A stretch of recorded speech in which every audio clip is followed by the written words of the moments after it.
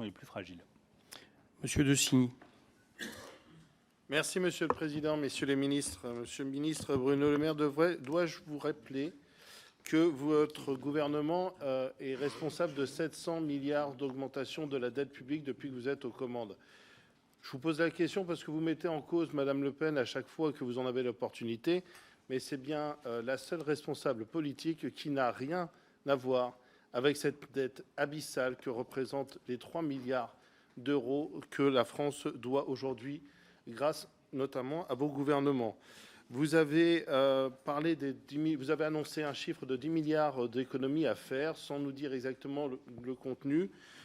Le 18 septembre dernier, j'interrogeais le ministre du Travail sur la question du financement de la réforme de France Travail, évaluée à 2,7 milliards d'euros. Et aujourd'hui, le 18 février, soit 5 mois plus tard, Bercy annonce reprendre 1,1 milliard d'euros à cette réforme. Alors que va-t-il en rester et Merci. comment allez-vous donner les moyens Merci. à France Travail de faire son travail? Votre réponse.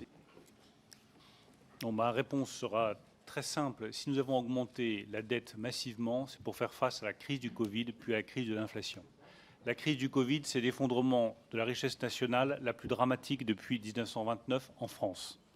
La crise inflationniste, c'est la crise inflationniste la plus grave depuis les années 70 en France. Nous avons fait un choix qui, je crois, était collectivement partagé. Protéger nos emplois, protéger nos savoir-faire, protéger nos compétences, protéger nos entreprises, éviter une crise sociale et une crise économique. Nous avons fait le même choix face à l'inflation en mettant en place des boucliers tarifaires sur le gaz et sur l'électricité que d'ailleurs plus personne ne veut retirer ici. Mais maintenant que ces deux crises sont passées, qui expliquent cette forte augmentation de la dette pour protéger nos compatriotes, il faut revenir à la normale, réduire la voilure, réduire la dépense.